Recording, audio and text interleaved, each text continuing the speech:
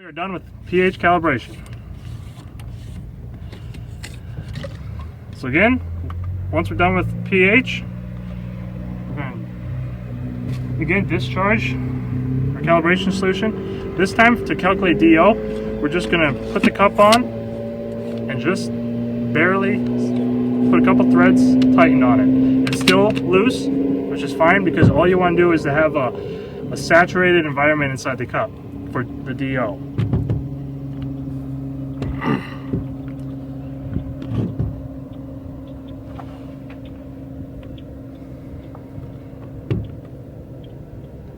So we're then going to go to our handheld. Okay, I've waited about 5 minutes now. This is a good enough time to allow for a very highly saturated environment to exist in the cup. So now I'm going to go to calibrate. We have it on ODO. And calibrate. We want ODO percent because we're dealing with air saturation.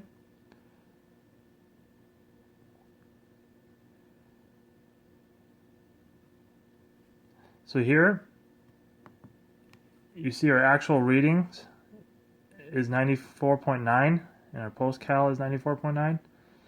This is based off of our barometer and our thermistor.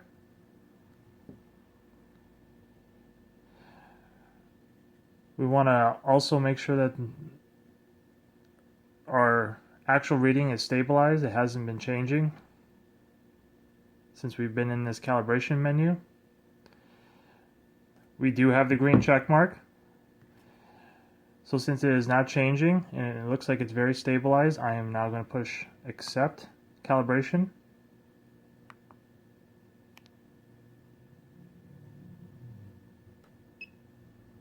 We have successful calibration. So we got our time. We did ODO percent. Here is our gain. We all have a QC score of OK. And that is it. Now that we're done with our dissolved oxygen, we're going to calibrate our depth. So we're going to take our YSI, put it onto the bank or the shoreline here. We're going to lay our YSI so it's fairly even or level with the surface of the water. Then we're going to go into our handheld. Okay, so our sonde is level with the surface of the water. So we're going to go to calibrate, depth,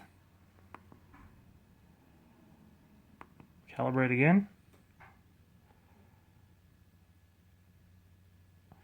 Make sure that our calibration value is 0 since we are level with the surface. Wait for it to stabilize. We're going to wait for our green check mark.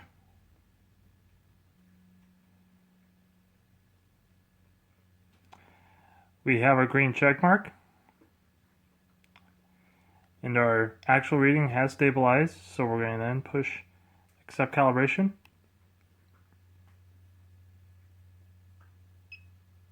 We have a successful calibration. It'll provide us with a cal record. And that's it. Alright, we are now finished calibrating our YSI multimeter. So now it's ready for field use. Please still keep your cup tightened and fastened. This again just leaves that saturated environment inside the cup to keeps the ports wet and extends the longevity of your probes for the use in the summer.